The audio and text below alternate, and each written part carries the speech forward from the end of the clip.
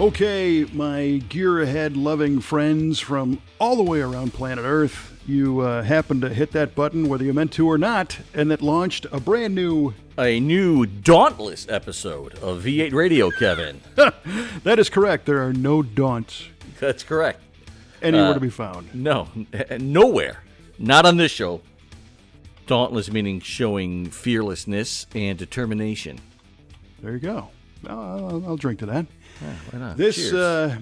is the Dauntless V8 Radio podcast program. I'm your host, Kevin Ostie, joined as always by our esteemed co-host, Mr. Mike Q-Ball Clark, who is also dauntlessly keying away on his keyboard over there. I don't really know why. But Am I?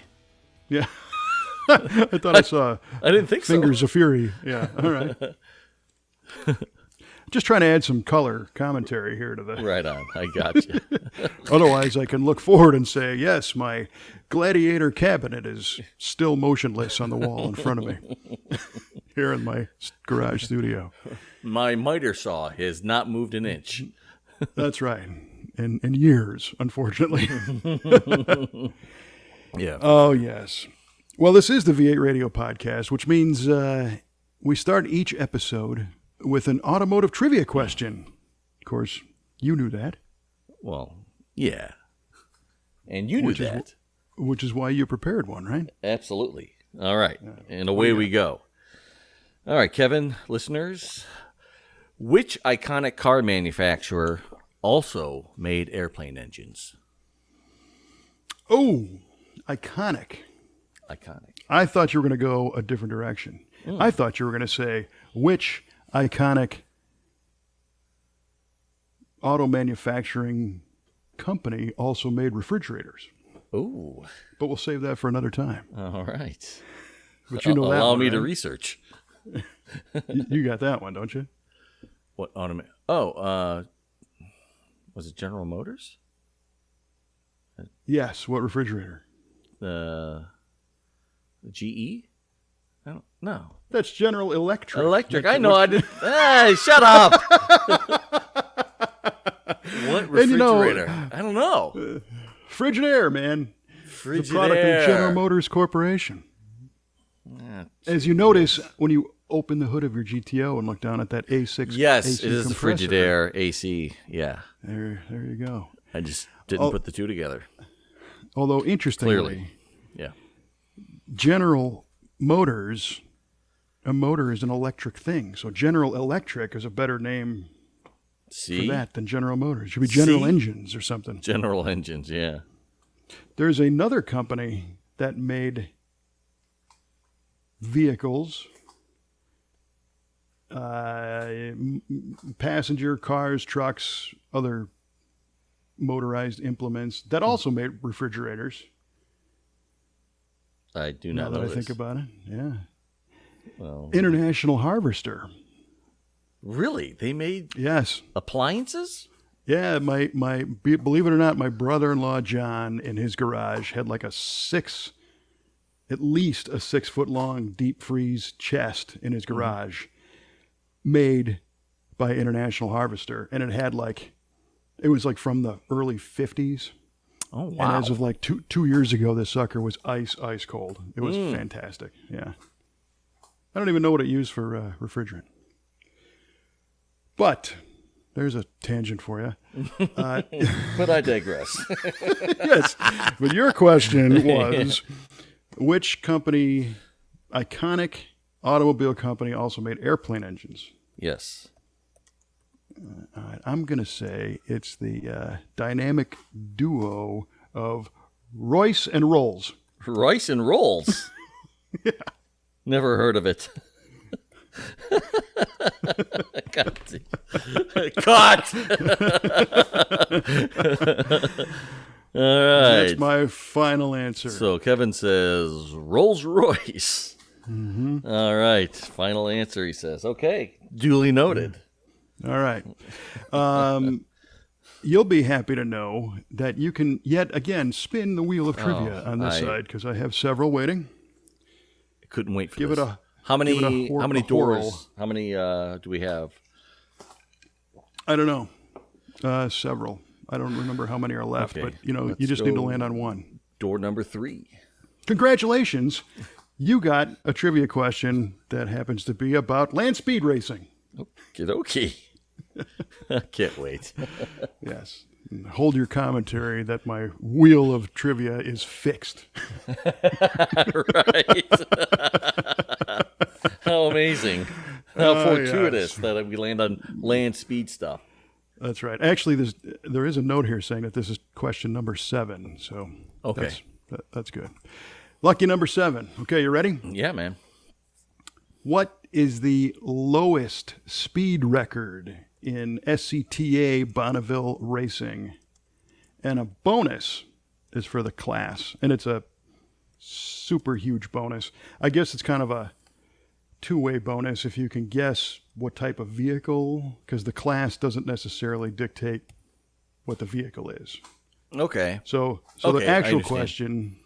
question is, what is the lowest speed record in MPHs? Okay. And the bonus would be with what vehicle and what class. Okay. Well, clearly it's going to be something with a very small engine. So, and it probably, I'm going to say, is still going to be in the double digits of miles per hour. So I'm going to say 89 miles an hour. 89. 89. In the class. 89.00 or 89? Well, do I need tenths? No, it'll get you extra style points. Okay, 89.1. All right, because just about all of the Bonneville SCTA speeds are like 3 decimal places. Oh, okay, then 89.127.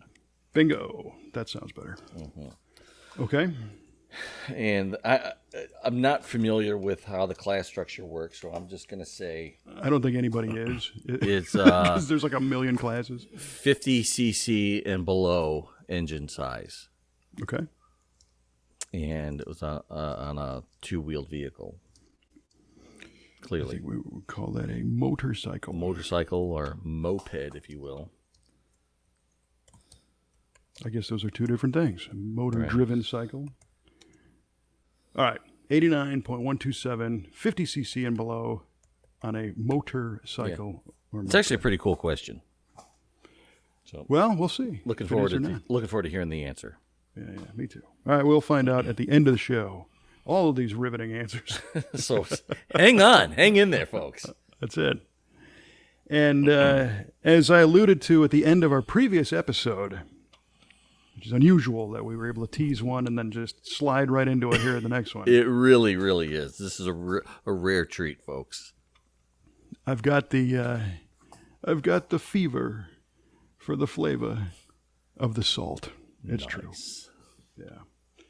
Salt fever's a thing, and our friend Grady and my wife Kelly and I all just got back from Bonneville, from Wendover, Utah, for the 2021 SCTA Bonneville Speed Week event. That is so cool. It is so cool. And this is your third trip out there, isn't that correct? Yes.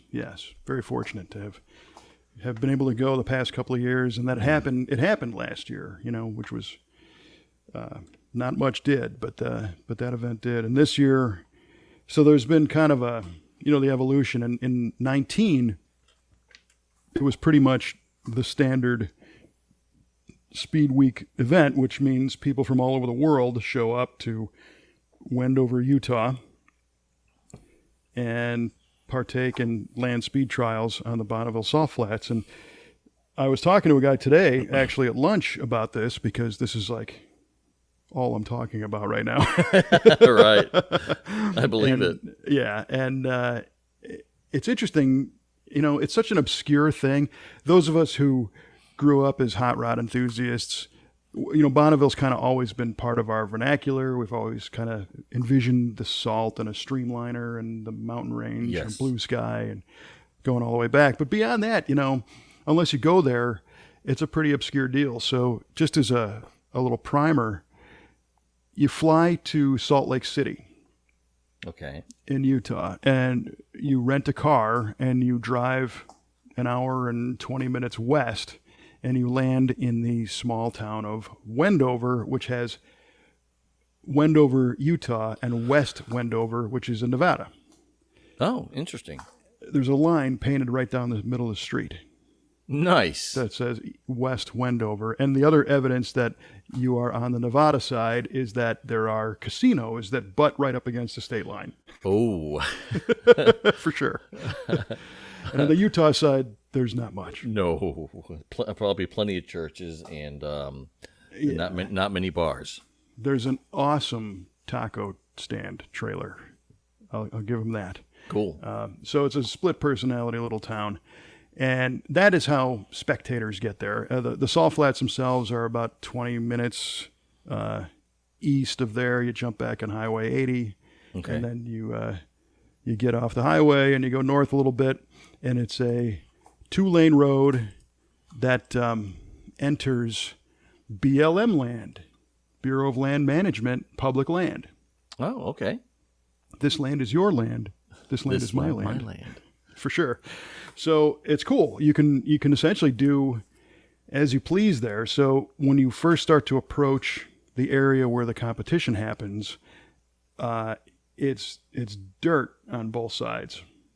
Similar to what you see almost like at El Mirage at the Dry Lakes. It's kind of a light tan, fine, powdery, Okay. flat dirt. It's not like chunky clumps of stuff. It's kind Gotcha. of, it's western, dusty, breezy dirt Yeah. with tumbleweeds and little vegetation and stuff. And there's a bend in the road, which they call the bend in the road. Is that right? And yeah, and what a lot of people do is they pull off the road there and they camp right there. So you Nice. see a whole bunch of RVs and tents and campers, and a lot of these are spectators. Some of these people are participants with their race vehicles.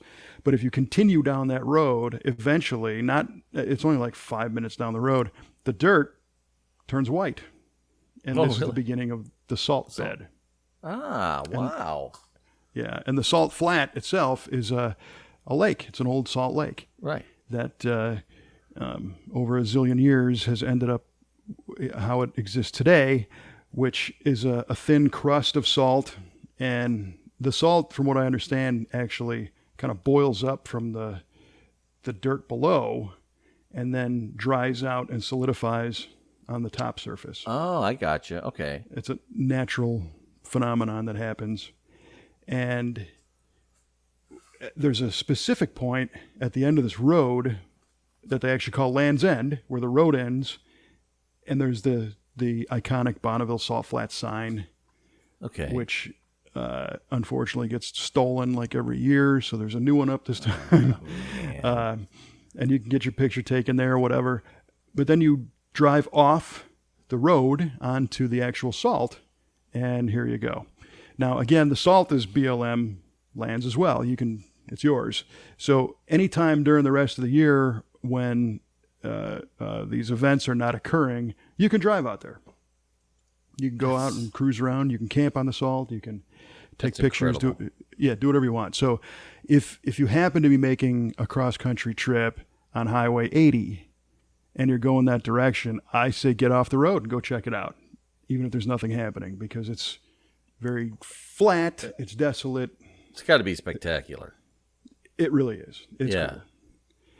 So the SCTA, which stands for the Southern California Timing Association, which was formed by a bunch of Southern California car clubs that got together and standardized how they time speed events.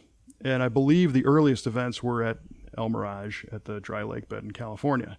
And that's only about an hour, about 2 hours maybe northeast of LA. So these guys used to take their hot rods off to this Dry Lake desert and race top speed stuff. And the El Mirage track is only a couple miles long.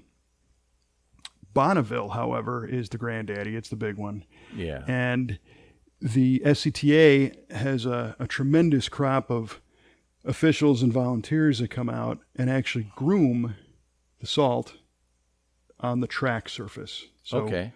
we'll call it a track, but it's basically the the Great Salt Lake with cones marking it off, and then they paint a blue line right up the middle of the track, so that as you're racing, you got something to gauge. Because this year in particular, the sky wasn't very blue because it was full of smoke from the wildfires in California. Jeez. Which unreal. Sucks out loud to start with. Yeah. For the people in California, it's terrible. Mm-hmm. But the effect that it had on the salt flats is that you'd look out onto the course and the salt is white and the cloudy sky is white, and you can't tell where the horizon is. Oh, man. Yeah. It was crazy.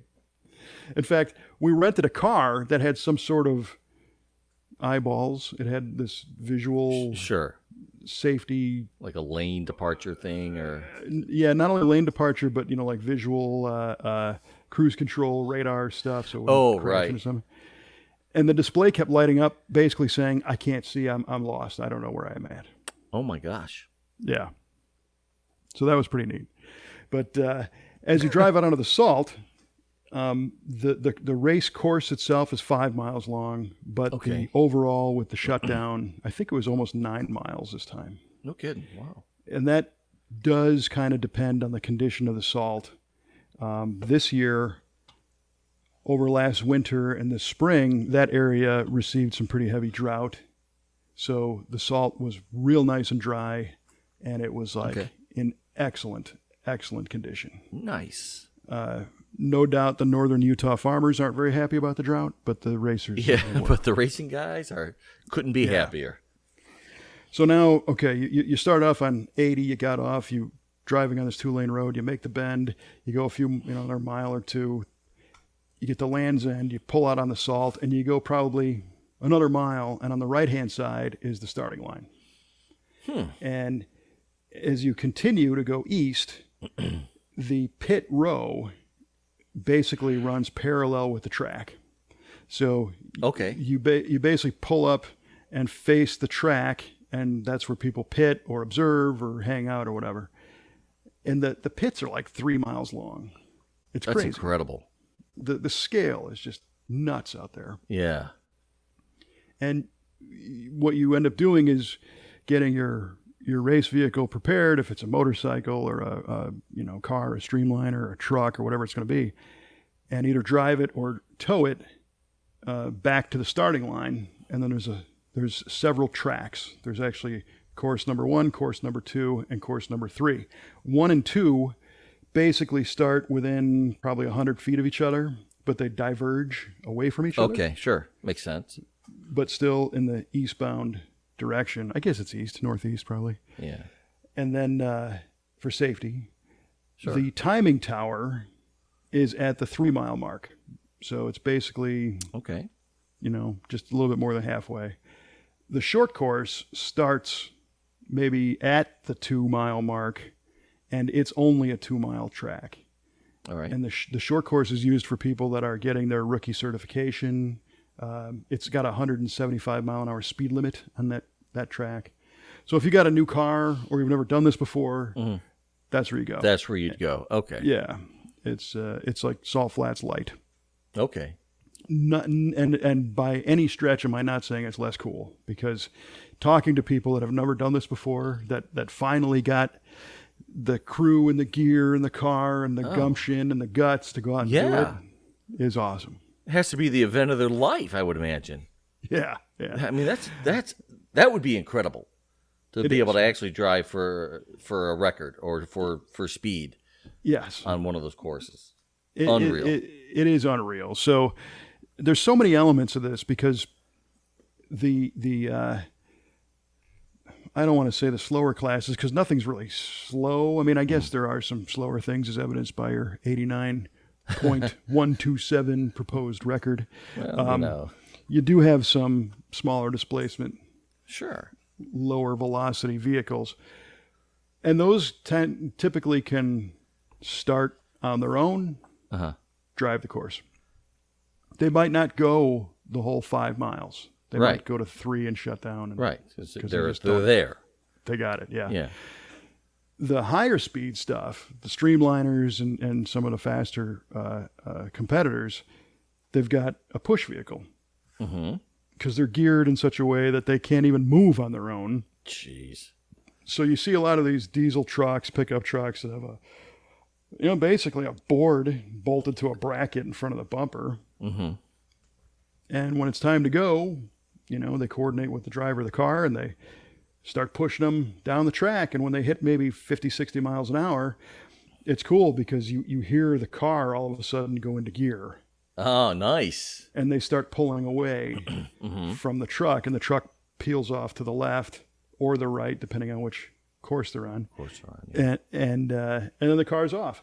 So a lot of times you hear these streamliners, they might have a big block or, some, very powerful engine idling, getting warmed up at the starting line. Mm-hmm.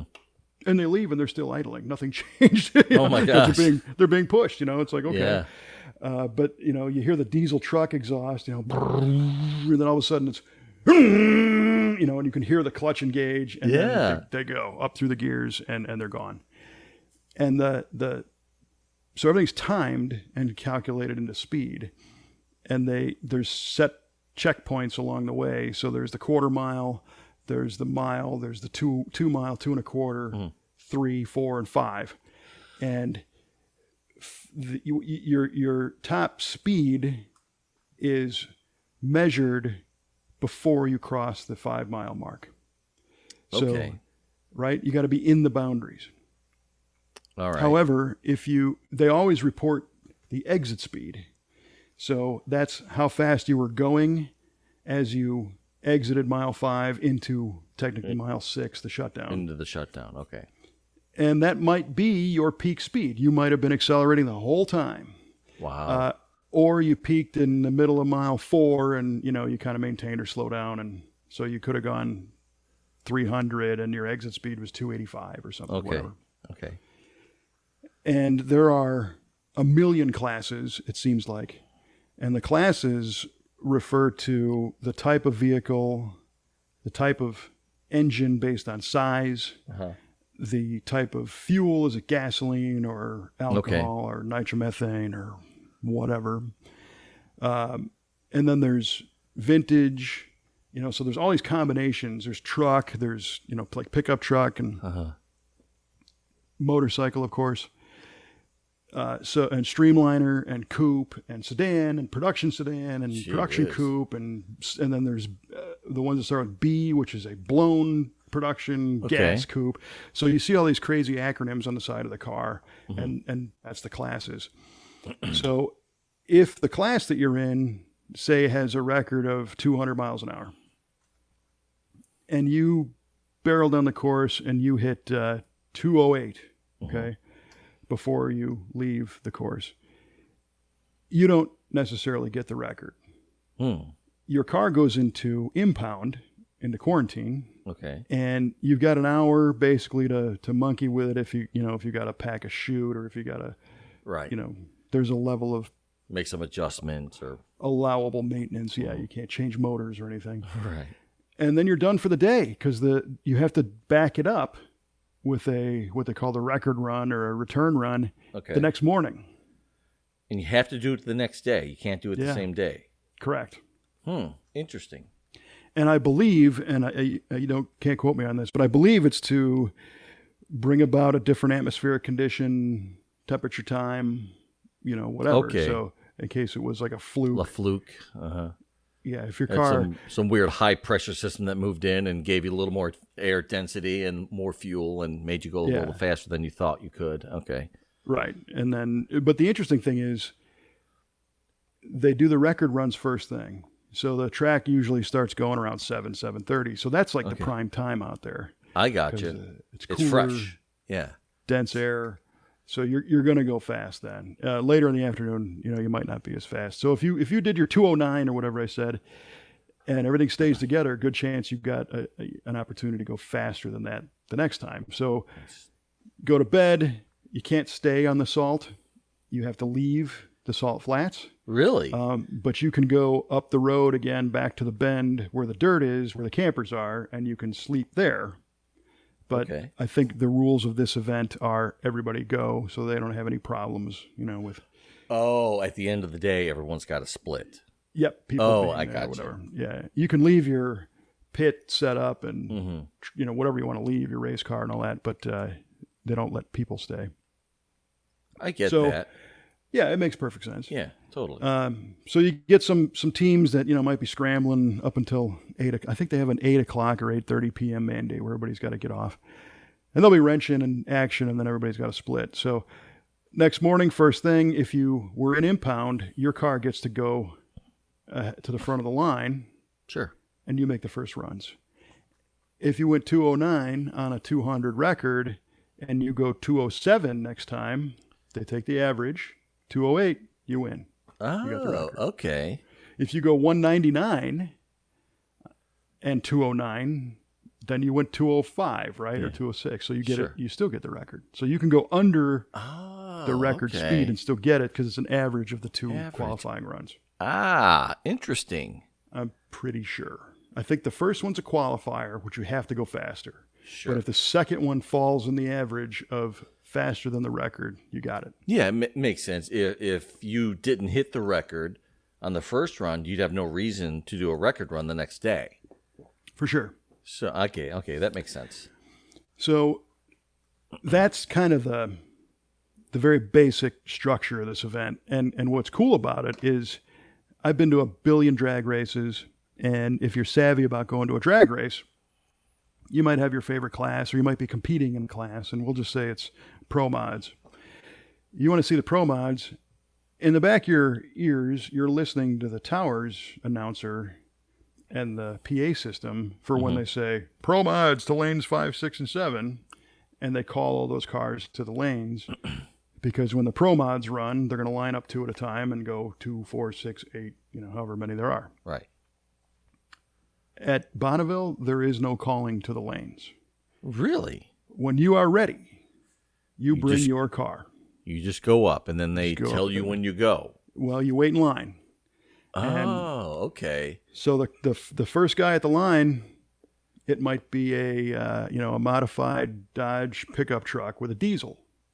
The second car might be a 400 mile an hour gasoline powered Streamliner.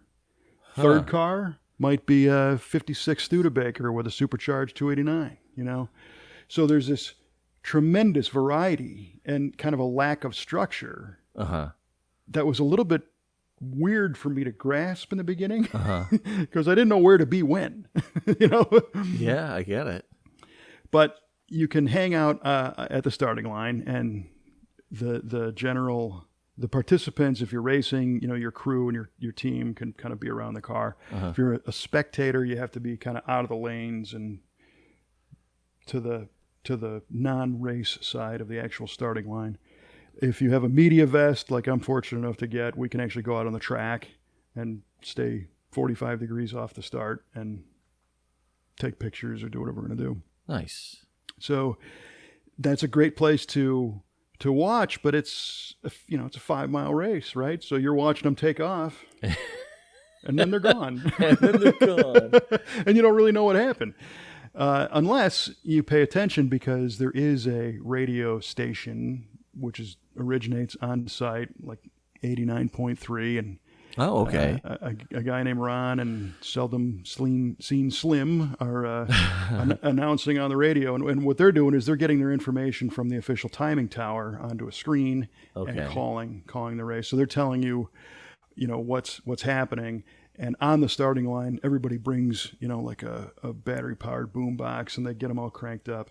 So it's just kind of out there, so you can follow along. But there's not like a program guide of who goes next or anything. It's purely whenever the next person's ready. Yeah, there's a certain beauty in that. I mean, it's so much more organic and authentic, I think, rather than have everything rigidly structured. I mean, to me, that's pretty cool. It is cool. And this was the 73rd year for the Bonneville Land Speed Trials. And I'm sure it looked damn near the same 73 years ago, Yeah, that system must be working well. The timing equipment is different. Obviously the cars are different. But it is like There is no corporate sponsorship. There's no Budweiser truck or trailer. There's no so McDonald's or In-N-Out. It's individuals who have a passion for this. There's nothing to win, outside of getting your name in the book, really. The cars are minimally sponsored. It might be Dave's Plumbing or something. It's not like there's Tide or DuPont or anything on the side of the car, like NASCAR. Some guy's body shop and his plumber, pitched in a few bucks, and there you go. Right. So it's really clean, like you're saying. It's organic. Yeah. It's old school, and because of that, the people are people. It's unusual to see like a uniformed crew. Okay. The closest thing to that's going to be a set of matching T-shirts. All right. Which a bunch of guys have, but it's not like they're in their race suits and, Right. Yeah. And they're Nomex suits with the sponsor on the back and all that good stuff. Yeah. Yeah. And a lot of the cars still have a garage built appearance or feel. Sweet. Some of these Streamliners are clearly a tube cage chassis with hammered aluminum and rivets. And somebody heated up a piece of plexiglass for the windshield and bent it around, and there you go. Now they got to pass tech. Sure. Friday, the first day, is generally tech, and there's no messing around. Good. Because if you're going fast, they're all about safety. Yes. So they check. If you got a slower class, the very minimum, they're checking tires to make sure they're speed rated and they're date coded. Unlike yours. Not 3-digit date codes, but real 4-digit date codes. Yeah, they're not going to go flat on the line. Wait. So you got to change that in the GTO for next year. Yeah, no doubt. Wouldn't that be fun to run that thing at Bonneville? Holy cow. Well, so it's interesting because that was always my thought. It's like, well, I got a couple of cars, why not bring one out? So there's several kind of factors to consider, and one is the actual salt. Yeah, I thought about that. It gets everywhere. Yeah, I thought about that. And it gets so everywhere, especially if there's a little bit of water on the course. Oh, yeah. That our friends with the Speed Demon Streamliner, yes, at the end of the season, will disassemble the car. And I mean, not only take the outside body panels off and take the engine out, they will strip the whole chassis down to just the tubes and have it media blasted. Wow. And then sonic checked and visually check all the welds to make sure nothing's corroding, and then re-powder coat the whole thing for next year and put it all back together. Salt is so invasive. My goodness. Now, they are kind of an exception because they're like an F1 team, for the salt. These guys are the top of the game. Wow. Most people don't do that. You got to take it apart though. And there's actually a guy, as you're leaving at the end of the day and heading back to Land's End and back to the road, a guy with tanks and a pressure washer, and you can have your car pressure washed off, or your rental car as it is, because they don't take kindly to you bringing the rental car back all covered in salt. Yeah, half an inch of salt. Drove in the middle of downtown Chicago in the wintertime, just salt everywhere. Yeah, and it's interesting that you say that. The salt that accumulates on the rental car is like a half-inch crust in the wheel wells. Oh man! And on the bottom side of the car, and the top side might be spotless because it doesn't blow around. It's not like dust, So that was a little bit of a deterrent to me because it's like, it'd be cool. So a lot of guys should just go there. And I mentioned fly in or rent a car. A lot of people make the pilgrimage, if you will, with their hot rod or their whatever their car is, and just drive out there as a spectator and get photos of their car. And, so they're not competing with it, but they're just kind of slowly cruising around, keeping the salt to a minimum. But salt on a hot rod, it's a badge of honor. They leave it on because it's cool, and it's a way to connect with the very beginning of what we all do. It's the birth of hot rodding was going fast when they discovered this place to do it. I get it. This poor heap behind me, I don't think would make the trip back though if I took it out on the salt and raced it. Well, and those guys don't leave it on there forever. Right. But they'll leave it sprayed on on the fenders or whatever, and you see a lot of pictures this time. Now after the Speed Week is over, you'll start seeing a lot of pictures online of roadsters and fenderless hot rods that have salt spray on them. Oh, I bet it's a great picture. But it's a awesome. Phenomenal picture. Yeah, sure. and if you got one of those cars and you take it out there and you get that picture, that is that's like a thing of a lifetime. Yeah, it's a mark. Yep. And Kelly and I were talking. The bright red galaxy would look kind of cool out there against the bright blue sky and the white, and it would look great. It would look unreal. And I got no problem hosing it off when we're done. Good. So the cars that are not competing, all these hot rods and stuff that I'm telling you about, all leave at the end of the day and go to the Nugget Casino in West Wendover to the parking lot, and they rope off the parking lot and they have a big show. Oh, It's awesome. killer. Yeah, and it's a whole bunch of traditional hot rods, and I swear I saw more Fire Dome Hemis and flatheads this time. Nice. Because that stuff is super cool. So you're not going to find like somebody's 76 Nova with a 305 in it. A lot of these are pretty historic. It might be a Brookville steel-bodied new roadster, but it's got a period correct appearance, and it's a hot rod. It's a West Coast hot rod. Yeah, man. And then a whole bunch of other stuff. It's not just hot rod. A lot of customs. There was a bitchin' 56 Chevy with chrome reverse wheels and lowered and coral blue and white two-tone. It was just an awesome custom. Nice. Just enough, Yeah. And then, of course, there was the scary as hell Mayflower truck that I sent you the picture of. Yes. No, that was daunting, not dauntless. Yes. And that crazy thing. So this guy, I think up in North Dakota or South Dakota, had driven on some back road and saw this old Mayflower moving van. And it's not a double decker, but it's a tall version. And it was out in the field. And from what I've found, I think it dates back to probably 54, 55, something like that, 52. Okay.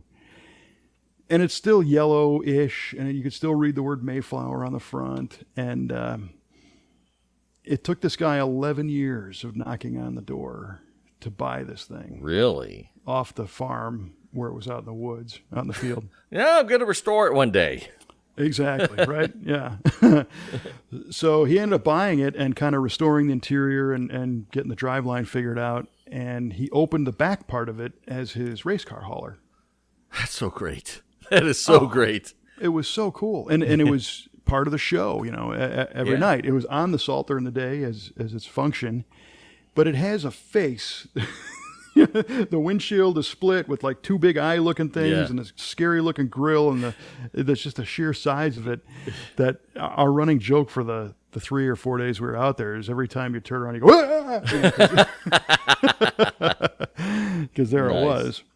And Grady had pointed out that our friend Clarence Barnes needs to see a picture of this, and I said, okay. Yeah. I didn't remember that Clarence Barnes' dad and his grandfather owned a moving company, and they had those trucks. Oh, man. Yeah. Wouldn't it be awesome if that was one of their trucks? Well, they were East Coast Barnes and Sons or something. They weren't a Mayflower I gotcha. Line. But I just sent the picture to Clarence, and he responded back saying, my dad's going to freak. Nice. So he got it right away. Oh, cool, man. So, at the end of the day, you hang out. There's a bar there. You have a drink. You take pictures. You talk to people. And I will say that this year was different from previous years, I think post-COVID, perhaps, because people were more social this time. I think the first time I was out there, some of these cats were a little too cool for school. Is that right? I got my hot rod, I got my haircut, I got my dungarees. Got my salt spray. Yeah, Who are you? Yeah, you Flatlander, Midwestern jerk off, You asphalt driving so-and-so. pedestrian. Yeah, Who do you think you are? right. And I don't know if that's entirely true, but I kind of sensed that with a few people because they were just kind of blowing a few people off. This time, it was a party. Nice. Hey, what do you got? Hey, come look at this. Tell me all about it. It was really great.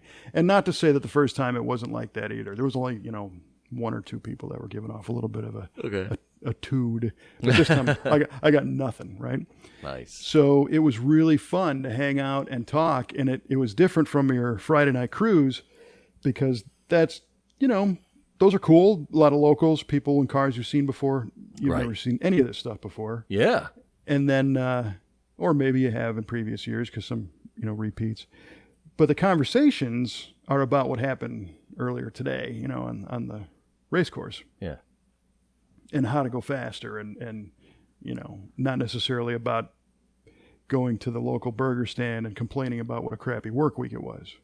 No doubt. I really got the sense that everybody was just savoring this time. For sure. To go be in this experience, right, as best as they could. So that was great. And Kelly ended up taking some fantastic pictures, because Grady is a photographer, and he brought a couple of nice cameras out. And Grady and I were standing there looking at the Mayflower truck, and Kelly's like, do you have a camera? Because I'm going to go. So she just took off and bounced all around and took pictures of stuff that she thought was cool. And, Grady and I were just talking to random people and whatnot. And then we'd go get something to eat because the casinos have some good restaurants. We ate really well. And there's a funny story about, I don't know, I guess it was Saturday night. We went to this Italian place in the Montego Bay Casino, right? It's this tropical theme thing. And they got a really nice Italian restaurant. And we might have had a few libations in the parking lot by this point. Is that so? Yeah, and we were just kind of riding this high of being out there and just having a good time.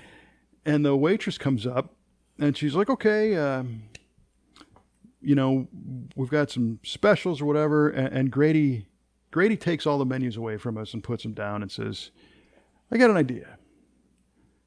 How about we just tell you a couple things we like, and you pick what we're going to eat? Oh, man.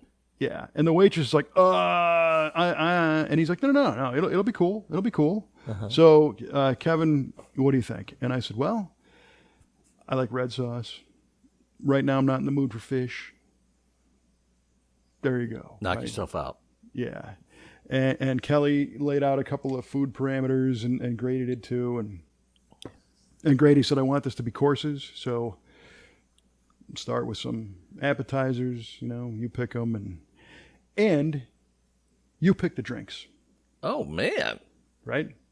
And she's looking at me like, is this a massive setup? What the heck's going on? It's just undercover boss. What's going on here? This is bad. Yeah. And I happen to be wearing a Hawaiian shirt, and Kelly and Grady were dressed like normal people. Grady was actually...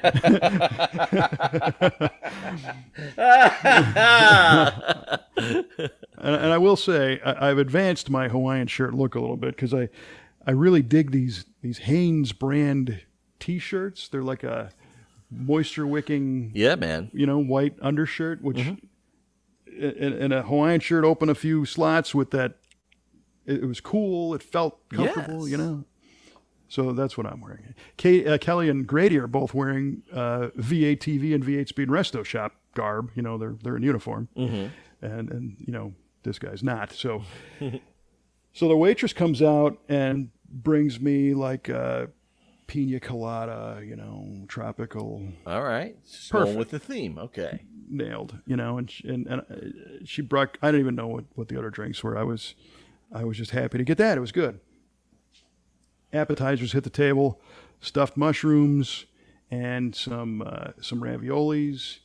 Perfect. Kelly loves stuffed mushrooms. These were really good. Hit the nail on the head. Courses come out, and she gave Grady some halibut, and Kelly got some chicken parmesan, and she gave me lasagna. And it was perfect. Killed it all the way around. Wow. And then she brought out desserts. And, we normally don't do desserts very often, but this was, an occasion. So Grady got some banana coconut thing, and Kelly got creme brulee, and I got tiramisu, and it's what we would have ordered anyway. Wow.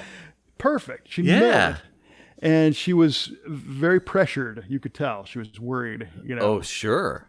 But once we just, we told her we're going to eat whatever you bring us. We're not going to complain about it. This is not going to set it back. Or right. It turned out to be a lot of fun. And Grady had the manager come by, and he says, his name was Ernesto. He said, Ernesto, and our waitress was named. I think her name was Tony. Anyway, he said, she's doing a great job. Can she have a drink with us? Can we buy her a drink? No, she's working, Sure. Really? We kind of put her through the ringer. Can we just buy her a drink? No, it's not really protocol. And Grady said, all right, well, how about if you, join us for a glass of wine? Okay, sure. It will be my pleasure. Absolutely. How dare me, not honor a request. Yes. So he sits down, and then he's like, okay, you can come on over. So she had a drink with us, and we sat there and had a great night, great experience. So I recommend you try that sometime. That would Go be to a restaurant. That's gutsy, because I'm wound a little tight. I know you are, but that's part of the fun. Oh, I know you are. He says without hesitation. Yeah, for sure. Well, everybody knows that. Yeah, but, right. But the thing is, you gotta sell it in the beginning. You can't. You gotta. This is really what I'm doing. I'm not being a jerk. You gotta take away the ramifications and just let's have fun with this. And it was funny. So she told me, she's like, yeah, well, you got the Hawaiian shirt, so I figured the drink. You said the red sauce, can't go wrong with lasagna. It was pretty easy. But Grady didn't really give her much to go on, so she brought him the halibut because it's her favorite, and it worked. Wow, nice. Yeah. So, so here we are out of the salt, having a great day, watching the cars go, and the other fun thing that was different. And I'm telling this story a little bit out of sequence because it just kind of contextually worked. But last week was Kelly's birthday as well, last Thursday. Right. And it was fun. We had a birthday cake at the shop, and her family did a little something. And so we were going to Bonneville on Friday, early Friday morning. Mm-hmm. The previous Tuesday, I had called this little. Not little, but this local grocery store, Smith's, and ordered a birthday cake for Kelly in Wendover. And then I called my buddy Chris Raschke, who's part of the Speed Demon team, right, and said, hey, it's Kelly's birthday on Thursday. Would you guys be cool if I brought a cake out to your pits and we sang happy birthday and had some birthday cake? And he's like, man, that's awesome. Yeah, let me tell the guys, they're going to love it. Perfect. So we had to figure out a way to sneak a birthday cake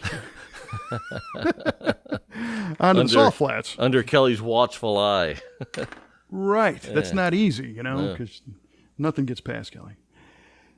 So as we're driving from the airport, I had called Grady the night I ordered it, and I said, you got to help me out with this little ruse here because this is the plan. Okay, great. So we hash out this plan, I said, why don't we go to the hotel and you and Kelly can get out to go check in, and I'll say, oh my gosh, I forgot my deodorant or whatever, and we need a cooler of water, because we always get a styrofoam cooler and some water to take out to the salt.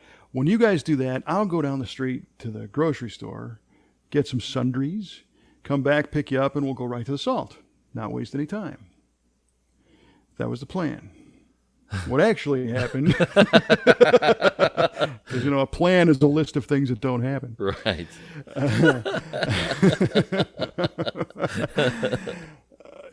Kelly gets in the backseat of this rental car as we leave the airport and fires up her laptop with a hotspot, and she's working.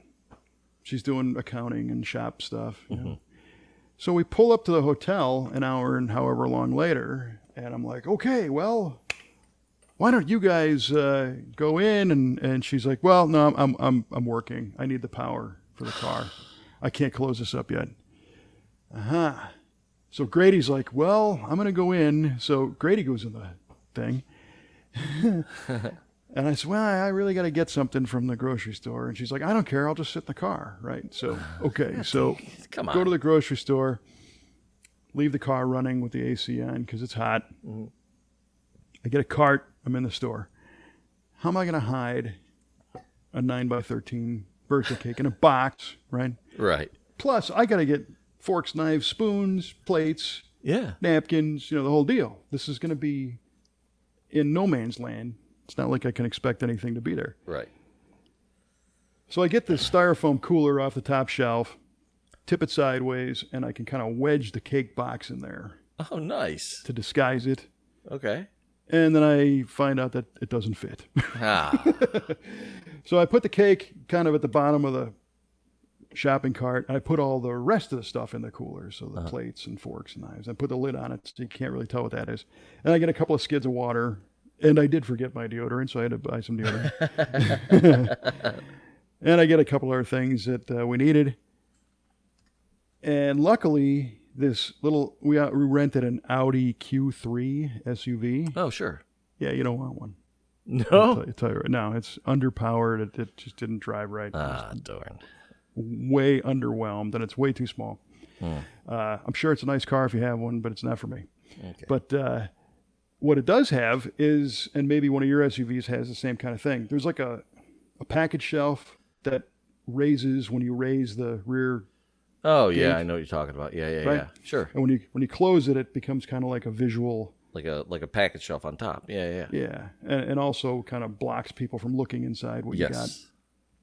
Well, in this particular car, when you open the tailgate, that little shelf completely seals off. The whole back end, so no one can see what you're doing. Exactly. Yes! So I'm packing all this stuff, strategically and kind of hiding things. And Kelly's like, what are you doing? And I'm like, I'm just packing up. So get it in there, get it closed, go pick up Grady, head out to the salt, get registered, get our pit pass, drive into the pits, go to the Speed Demon pits, and guys are all buzzing around the Speed Demon, going crazy, getting ready. Mm-hmm. And Chris comes up, and he's like, okay, so, you got it here? What are we doing? And I said, well, Kelly expressed interest in looking at the car because she's never really seen it. And she's like, yeah, I want a tour of the car. So Chris is like, okay, walk this way. So he takes her all to the front of the Streamliner. Nice. Well done, Chris. Yes, and I can go to the back and go get the cake out and bring it out. So we put the cake on the table. I walk into the middle of the pits, and there's like 30 people there, probably. Yeah. There's like 20 on the team. And you got to remember that this is, it's Chris Raschke and Steve Watt, who is the builder of the car, is one of the top chassis race motorcycle guys in the world. Kenny Duttweiler, one of the best engine builders in the world. Right. George Poteet, the guy that owns the team, and John Bechtel, who used to be editor of CarCraft and is a tech advisor and a writer, and the list goes on and on of all these people. Right. Because this is their deal is going for 500 miles an hour. They were going for a record, right? And we show up with a birthday cake right in the middle of this. Hey, everybody! Yeah, and Ron Main is there, who is part of the SCTA, and him and Poteet partnered up to build the first Speed Demon a long time ago. And Ron's got the fastest flathead ever, and all. So legit people, right? So I kind of walk in the middle, and I said, ladies and gentlemen, I just want to thank you all for having us here and invading your space because it's Kelly's birthday. How about a rousing round of happy birthday? Everybody sings. That's awesome. Dude, that's so great. We start cutting the cake, and all these guys are coming up that, you normally only see on TV and in magazines, or at high-end events. And then, can I have a piece of cake? Well, heck yeah. Yes, sir, you may. And Poteet's like, man, this is really good cake. Like, yeah, it is, George. Got it at Smith's. Yeah, right down the street. And Troy Trepanier and the Rad Rides crew is next door pitted, and Alan cool. Johnson and Johnson's Hot Rod Shop are pitted next door to me. So these are the guys. Yeah. So she was embarrassed, but enjoyed it. Good. She dug it. And I had a fish done on the cake. Of course. Because she likes fishing. Right? Mm-hmm. So then it was, so that's kind of the whole environment, and then we move on to the actual racing and speed. So Bonneville, like I said, it can be anything from two guys in their garage with a Volkswagen, all the way on up to what Poteet's Speed Demon team does at the top. And you hate to be like the fans of the fastest, it's like being the Top Fuel fan, but you don't like sportsman racing. I love all of it. It just turns out that we know a lot of people personally on that team. Right. They're going for records, big ones, which is exciting. Mm-hmm. And I think George Poteet is not only, the dude's been over 400 more than like anybody. He's got 28 different speed records, land speed records. Unbelievable. My goodness. And I think he's about the only racer that is actually a sponsor of the event.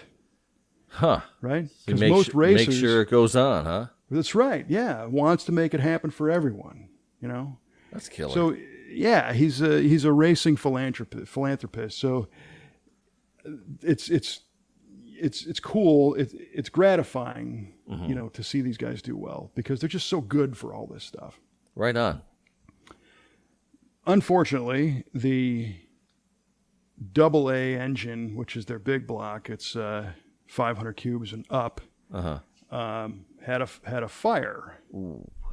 Yeah. So there was a big twist this year because George, owns the team, drives the car. Yep.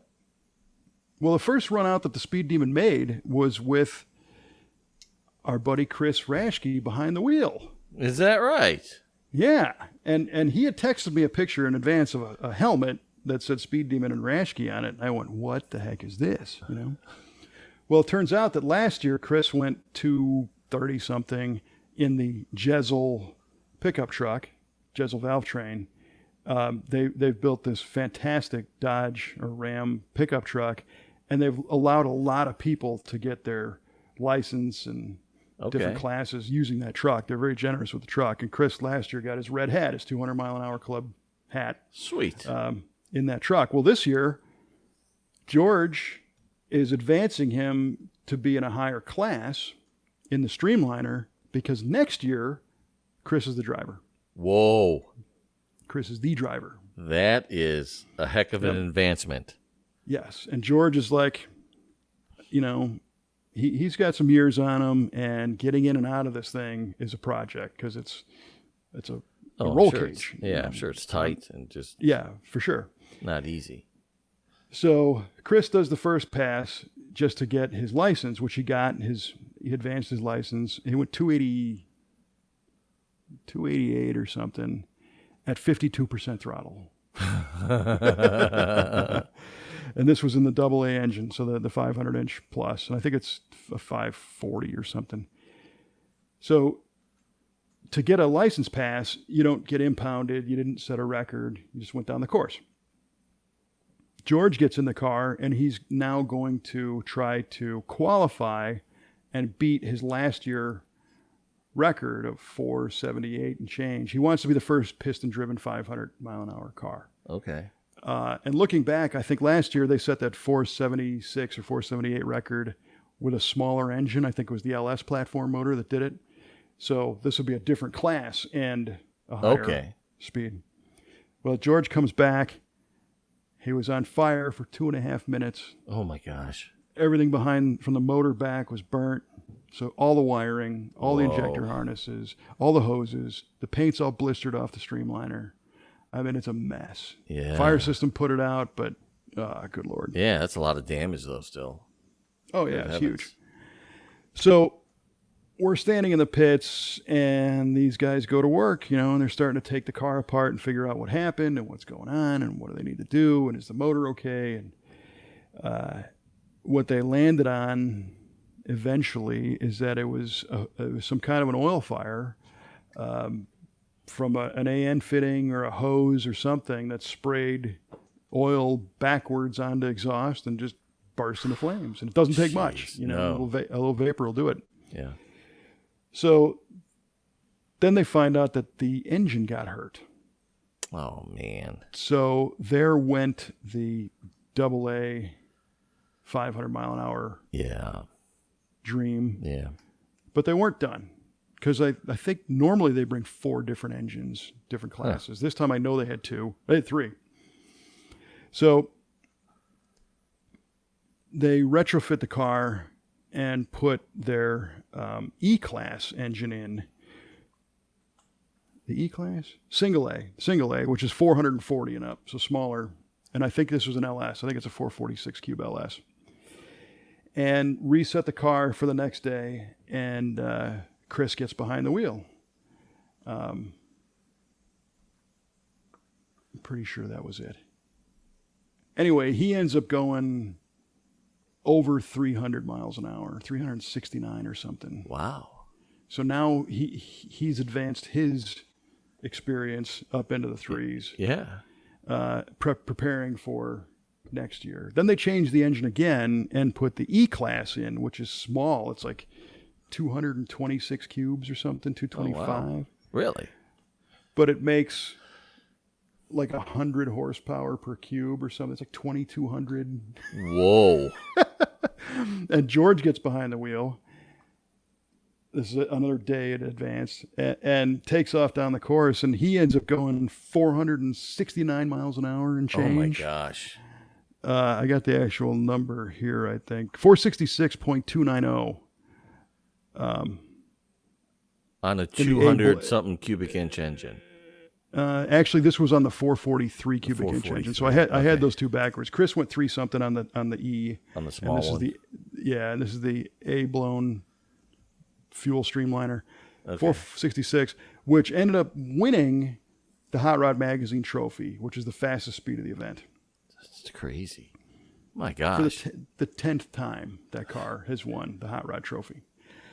And there are repeat winners on the trophy. The trophy is the same trophy it's been since, 49, 1950. No way. Like that. And there's plaques that are screwed to it with everybody's name in it. Okay. I mean, it's so awesome. It is, total piece of heritage and history. Sure. And George's name is all over that thing. It's like the Stanley Cup of the racing world. Exactly. Yeah. That's exactly what it's like. So that was really cool that even though, so with the one program, they didn't go 500. They were able to put the car back together after the fire and run it again. And what that meant is they were having parts flown into Salt Lake City overnight and people driving the stuff out to the salt. And I think they brought a guy in to make a new harness. And good heavens. Yeah. Because there's nothing those guys can't do, And I think one of the motors, either the A or the E, popped the piston, so they couldn't come back and do a record with that. Oh, one. okay. So they quote unquote settled, for the fastest of the event, Yeah.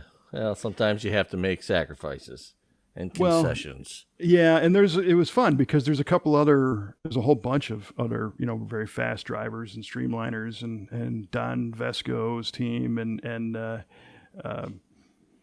Danny Thompson, son of Mickey Thompson. He was out there. So the Salt wasn't, he's still running. The Salt was in such great shape that on the first day, I think they had 200 runs total, and like 20 cars qualified for records. That's great. Like 10%. That's what you want. Yes. Yeah. Yeah. So it was a weekend of records just getting shattered everywhere. And some of them, were 5-10 miles an hour. Speed Demon, when it qualified, it wasn't able to back it up, but it qualified 46 miles an hour over a record. Gosh darn it. Yeah. That is unreal. So it was neat. You kept hearing it. Hey, congratulations, the team, whatever, your 118cc motorcycle, you're in the record book, and that's why a lot of people do it, Yeah. It's not all of why you do it, though. To be in the record book is awesome for sure, but just to be part of that team with the experience. Oh, right. All day. It's super addictive, and it gets better every year for me.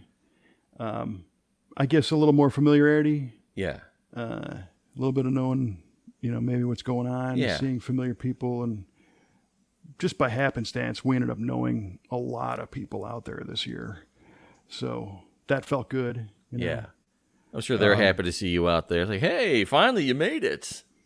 Well, yeah, it was cool. It was, a little bit of a reunion. Sean Brereton, our buddy that owns the Auto Enthusiast Network, was out there shooting video and pictures, and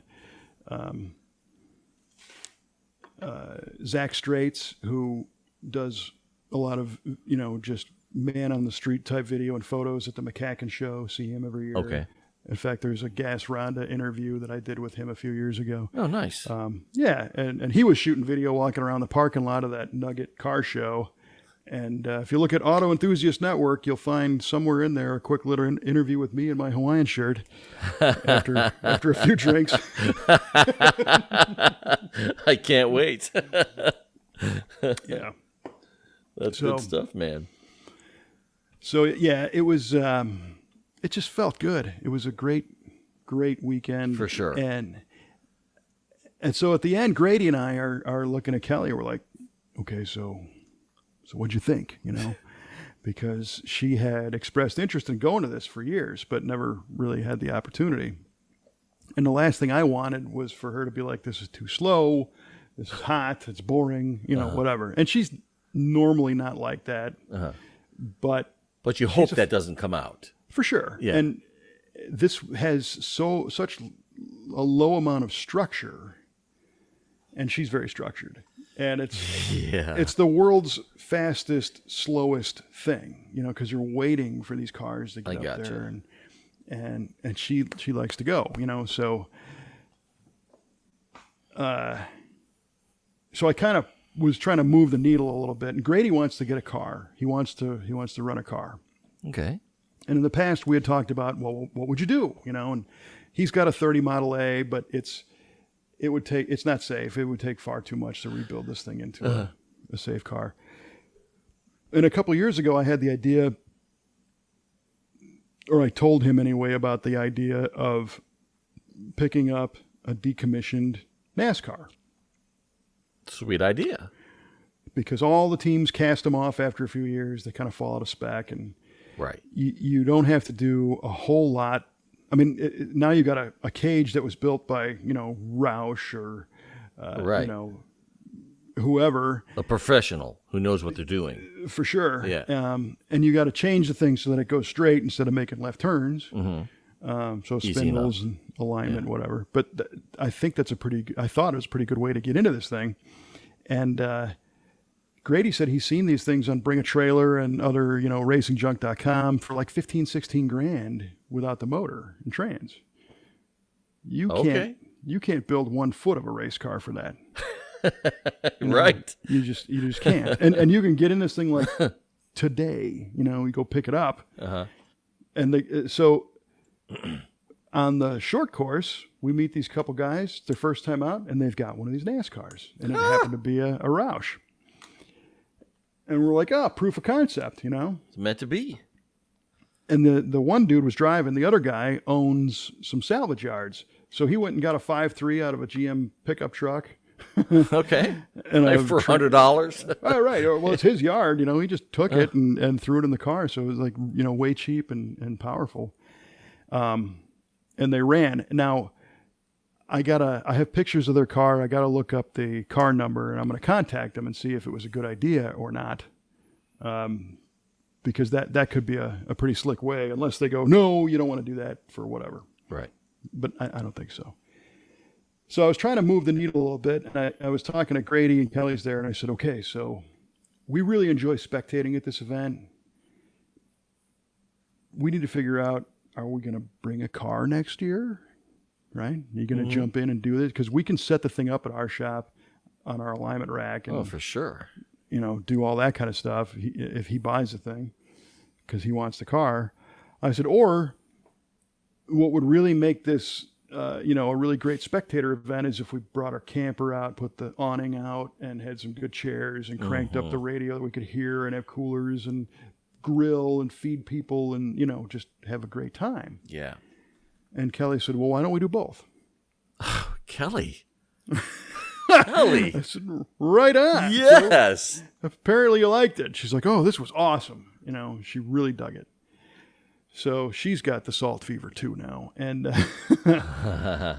and I recommend it to anybody. I mean, it might seem a little intimidating or off-putting because you can't go down the street to your local weekend car cruise and learn enough about this event.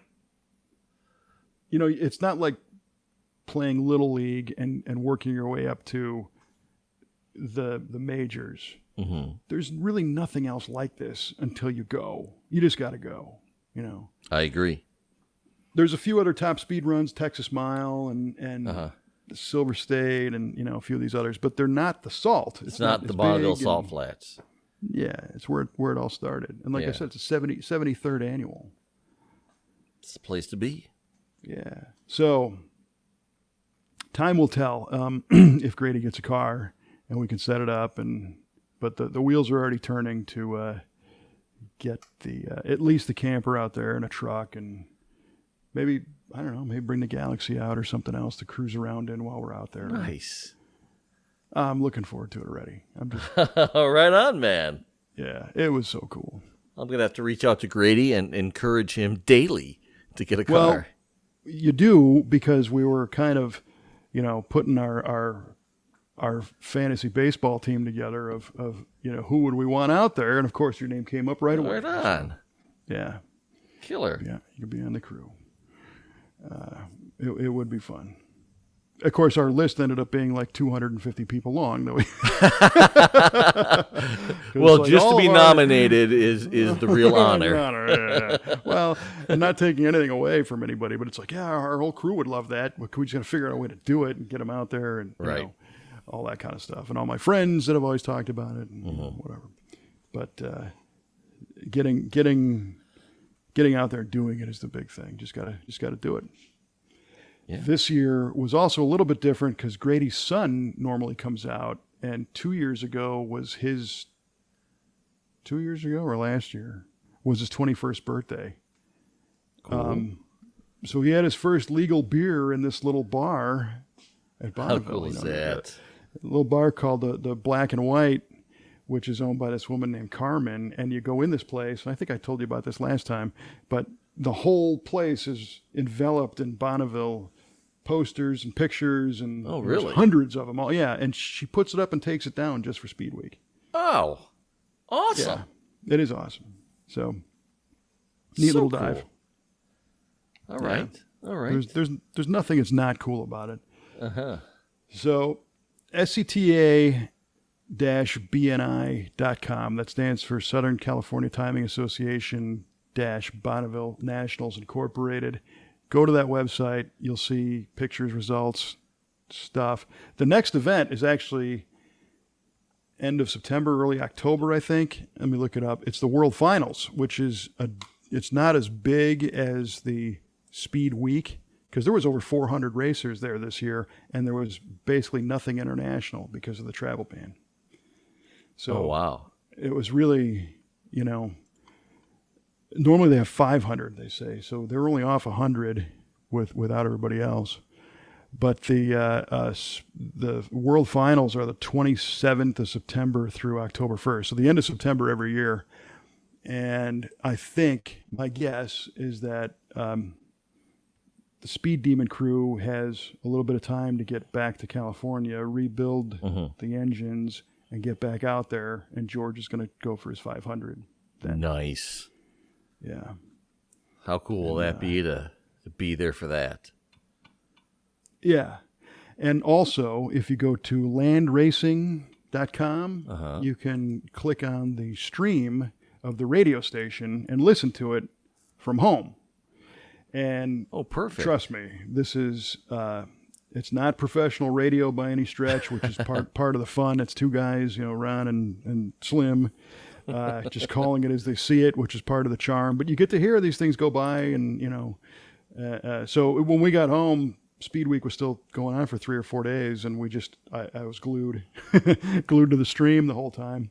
Nice. And interestingly, Seldom Seen Slim, one of the radio announcers, revealed that he's not going to be available for the World Finals. So Ron is out there by himself. So man, maybe I'll submit an audition tape. I was just going to say that you got to step in there, my man. That would be super cool. That would be epic. It would be epic. Yeah. Job application time. Oh man. Get a sizzle reel together. Let's go. I gotta figure out what I'm doing. Because these guys have been doing it forever, and they know the history of every car that's out there. And, he drove a B-altered, Streamliner last year and set a record in 2006. I don't have that history, Yeah, but you can keep up. You can jaw with the best of them, so you'd be great. I can read the numbers off the screen. Yeah. Here is B modified car number 5. Just got pushed. 89.127. At mile 3.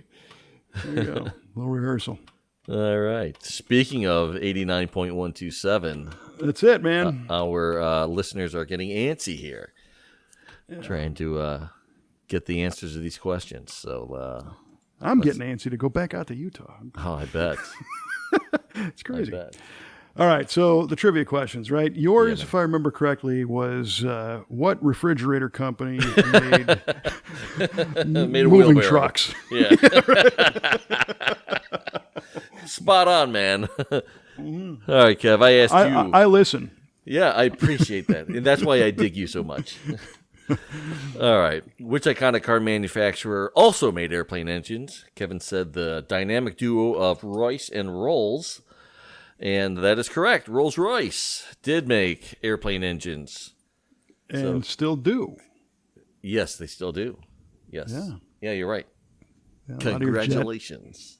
Thank you. A lot of your commercial jets and fighter jets are Rolls-Royce powered.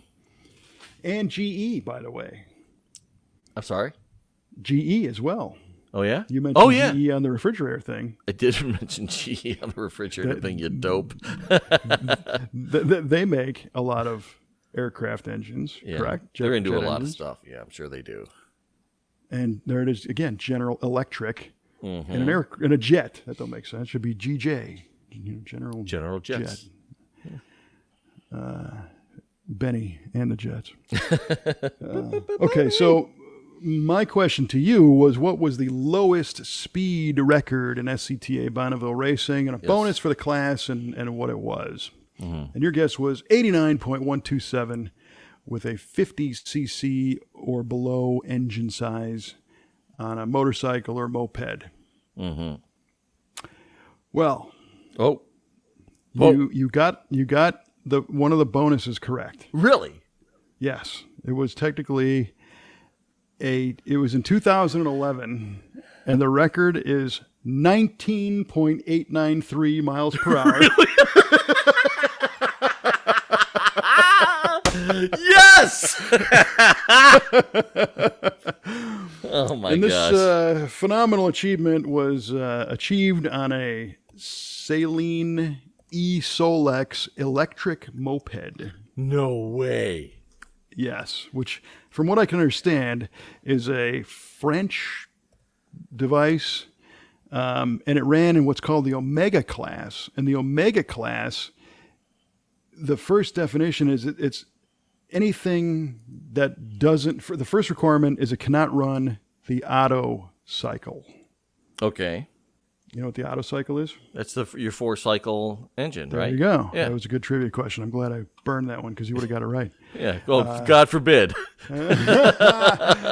Well, the German guy, Nicholas Otto, invented the 4-cycle the four-stroke engine. And so it can't be one of those. So electric works. There is an electric motorcycle class, and those guys are hauling. And there was an electric streamliner that I think Vesco's team was running that was like in the high threes right now. I mean, really, really fast. But the moped did a blistering 19.893. 893. Oh, good Lord. That's it, man. Yeah. That's hysterical. So, what's that? I didn't even think about something being electric being out there. Right. Well, so I think the rules are like non-combustion, but they're like rubber band or compressed gas. You know, somebody was doing a compressed air engine. No way. Motors, and that's what this Omega class. I think Omega is kind of all encompassing. You know, it's the concept behind it. So, if you get bored, look that up. You'll find crazy concepts of the Omega class. But the class and engine breakdown is also on that SCTA-BNI website, and it's fun to go through. And the records are all there too, and you can see what these things did and when. Cool. And that's kind of a strategy for people, because you might find, you know, a record that has not been set since 1995 or 1981 or something. And it's I can beat that record. That's right. Is that low-hanging fruit with today's technology and whatever? Right. But one more neat thing on the records before we wrap this one up. Mm-hmm. Say you go out and beat a record in a class by 10 miles an hour. Mm-hmm. And then I get up there and I beat you by 10 miles an hour. All right. Same class. Right? Okay. We both go to impound. Say we both back up the same speed. You and I both go in the record book. Really? You held the record for 10 minutes. Oh, okay. And then I went after you and beat it. And then then you currently hold the record. Right. So everybody who does it gets in. Yeah. I love that. Yeah. I love that. Yeah. I'm telling you. It's a great thing. Oh, man. That's it. We're going. Salt Grady, fever, get that car going. That's it. I'm leaning on him. Mm-hmm. All right. Well, this was a lot of fun. I'm all wound up now. I mentioned my friend John Bechtel, the former magazine guy. He also ran West Tech. If you remember, like in Hot Rod and Carcraft in the 90s, they did all their dyno, not all, but a vast majority of their dyno testing at West Tech Performance in California. John ran that shop. And in fact, he did the very first tune on my Galaxy. Is that right? Yeah, we did the fuel injection conversion, and we got this little tuner box to change the MAF curve, and he helped me with that on their dyno. Anyway, I bumped into him, and he fairly recently finished a book called it's the History of Goldenrod. You familiar with Goldenrod? The Summers Brothers Hemi-powered streamliner from the 60s. And it was in like all the books when we were kids in the library about fast cars. And they showed this. If you saw a picture of it, you'd know it. Okay. And it took the record back from the Brits, I believe, because they were the fastest until Goldenrod came along. Okay. Anyway, he did a documentary book on the car originally, and then when they restored it and finished it. And it's huge, hardcover, 3/4 of an inch thick, full-size page thing. Dig it. So I bought a copy of that from him, and I'm going to be buried in that for a while. I'm kind of addicted to salt. Nice. Yeah. In a good way. In a great way. Yeah. Just the whole experience, not just the salt, but the whole weekend. So thank you to the wonderful people of the SCTA and Wendover and all the car clubs and our restaurant tours at the casino for putting up with our nonsense. Thank you, Tony. Yeah, and of course Grady and Kelly for coming along and dealing with me. It was a lot of fun. Well, right on, man. Sounds like another successful outing. For sure. So, last time we were able to preview the next episode, and you know what? This time I can't. Oh, man. So tune in next time when I don't know what the heck's going to happen. It could be anything. Correct. So for Mr. Mike Q-Ball Clark, I'm Kevin Ostie. reminding you to keep the salty side down on V8 Radio.